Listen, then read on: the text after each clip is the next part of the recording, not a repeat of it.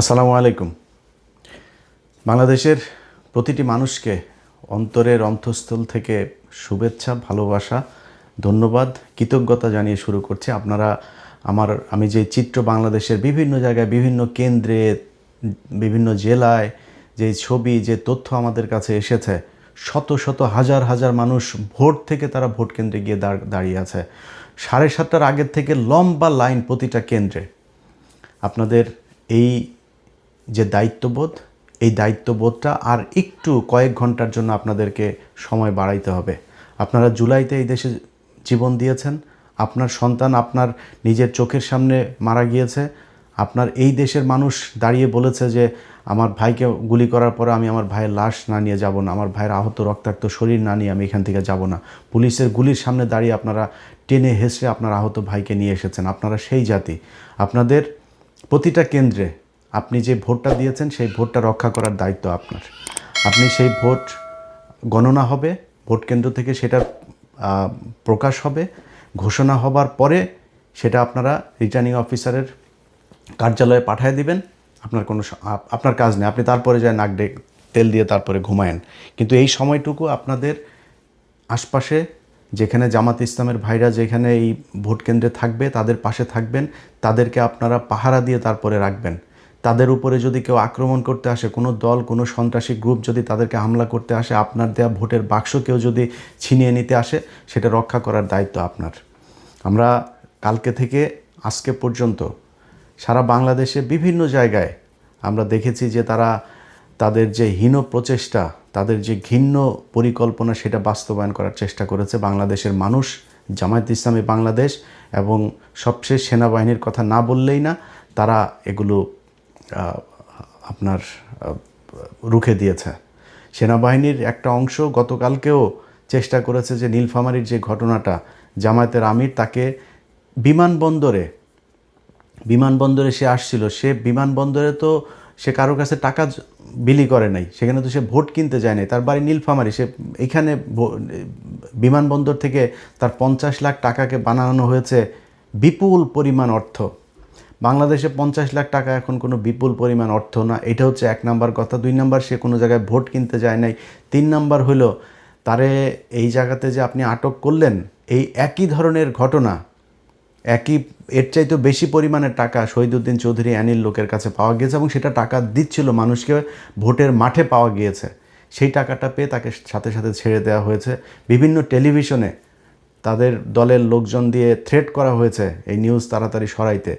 Jamuna television, তাদেরকে হুমকি দেওয়া হয়েছে, হুমকি দিয়ে তারপরে বলা হয়েছে নিউজ সরাইতে। তারা বলেছে 80 লাখ টাকা পাওয়া গিয়েছে, সেই টাকা কিছুক্ষণ পরে 15 লাখ টাকা হিসেবে তারা আবার নিউজ করেছে। এভাবে দুইটা ঘটনাকে দুইভাবে উপস্থাপন করা হয়েছে। আমরা গণমাধ্যমের গতকালকে থেকে যেই ভয়ঙ্কর রূপ দেখেছি, তারা 5 তারিখ থেকে এক বিন্দু পরিমাণ কোনো শিক্ষা নেয় নাই। গণমাধ্যমের যারা আছেন, যেসব সাংবাদিকরা এখনও পর্যন্ত এইসব অসভ্য কার্যক্রম চালিয়ে যাচ্ছেন, আপনাদের কাছে অনুরোধ থাকবে, মনে করার কোনো কারণ নাই যে আপনি একটা নিউজ করবেন আর সেটা বাংলাদেশের সব মানুষ হুমড়ি খেয়ে পড়বে আপনার কথা বিশ্বাস করে, তারপর যা ধানের শীষে ভোট দিয়ে আসবে। সেদিন বাংলাদেশের বহু আগে ইলিয়াস পিনাকিরা উঠিয়ে দিয়েছে। আপনাদের চাইতে বহু বড় প্রভাবশালী, প্রতাপশালী, ক্ষমতা সম্পন্ন এক ফেরাউন এই দেশে ক্ষমতায় ছিল।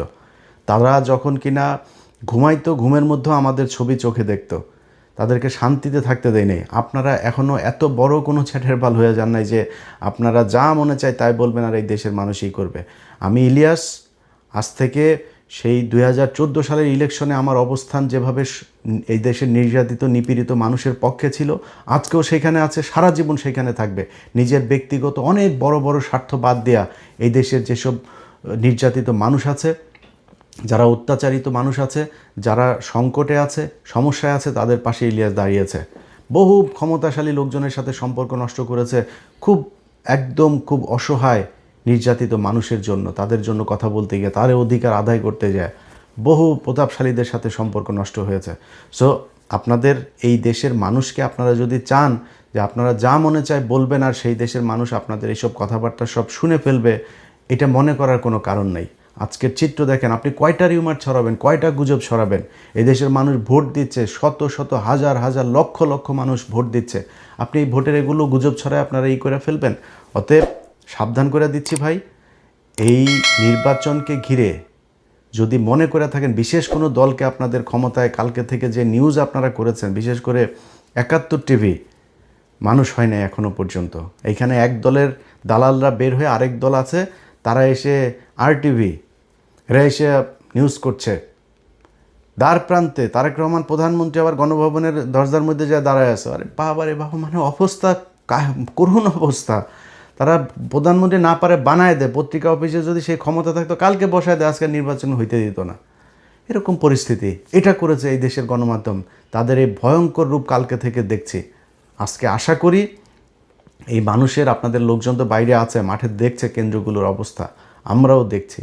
অতএব এদেরকে একটু বোঝার চেষ্টা করেন, এদের চোখের ভাষা দেখার চেষ্টা করেন, কি বলতে চায় এরা, কি বুঝাইতে চায়, কে কাকে ভোট দিবে, কারা ক্ষমতায় আসবে। এখনও সময় আছে কিছুক্ষণের জন্য। সো খুব সাবধানে আপনাদেরকে কাজ করতে হবে। সেনাবাহিনী সেই নীলফামারীতে যেই ঘটনাগুলো হয়েছে, সেখানেও DGFIর ৩-৪ জন অফিসার জড়িত। কিন্তু এই সেনাবাহিনীর কিছু অংশ তারা এখনও চেয়েছে যে কোনোভাবে হচ্ছে বিএনপিকে ক্ষমতায় এনে তারপরে ১.৫ বছরের মাথায় শেখ হাসিনাকে ক্ষমতায় আনতে, এই দেশের রাজনীতিতে নিয়ে আসতে হবে। এই অবস্থায় এই দেশে চলবে না। আপনারা হাসিনাকে আর আওয়ামী লীগকে, ইন্ডিয়াকে যে যত আনতে চাবেন, সে তত সমস্যায় পড়বেন। তার বিরুদ্ধে আজকে আমি পিনাকি, আমরা কেন আজকে আপনাদের বিরুদ্ধে থাকব? আপনারা ৫ তারিখের পর থেকে এখন পর্যন্ত প্রথমেই বুকে চিন চিন করে রে আপনার এই শেখ মুজিবের ইয়েতে মূর্তি ভাঙা দেখা, এটা দিয়ে শুরু হয়েছে। তারপরে আপনারা আওয়ামী লীগের প্রতি প্রেম, আওয়ামী লীগের এই দৃশ্য দেখে আপনাদের খুব খারাপ লেগেছে।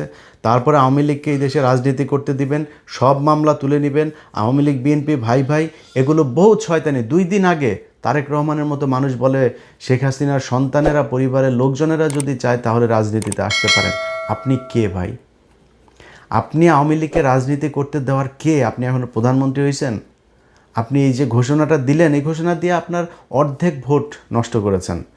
আপনারা মনে করেন যে আওয়ামী লীগের ভোট নিয়ে, বাংলাদেশে আওয়ামী লীগের ভোট নাই ভাই। কয় পার্সেন্ট নেবেন? 5%, 10%? ভোট দিতে যাবে না অর্ধেক। যেগুলি যাবে তাদের উপরে আপনারা যে নির্যাতন করেছেন এই গেল 1.5 বছরে, এই মামলা বাণিজ্যের নামে, এগুলো আওয়ামী লীগের লোকজন ভুলে গিয়েছে। তারা আপনারা ভোট দিবে যায়, আপনার দলের হয়ে মিছিল করবে, আপনার সাথে মিটিং করবে, যায় যদি ভোট দিতে যায় দাঁড়িপাল্লায় ভোট দিয়ে আসবে। গ্যারান্টি দিলাম আপনারে। ইনশাল্লাহ আজকে নির্বাচনের পরে এটা রেজাল্ট পাবেন। বহু গবেষক, বহু ভবিষ্যৎবাণী, গোয়েন্দা টোয়েন্দা, অনেক কিছু, ঢাকা বিশ্ববিদ্যালয়ের ডাকসুর কথা মনে আছে না? মনে আছে? নাকে খত দিয়া তারপরে কথা বলতে হবে। তোরা আবার ফের এখন এসে অনেক এরা ভবিষ্যৎবাণী দেওয়া শুরু করছে।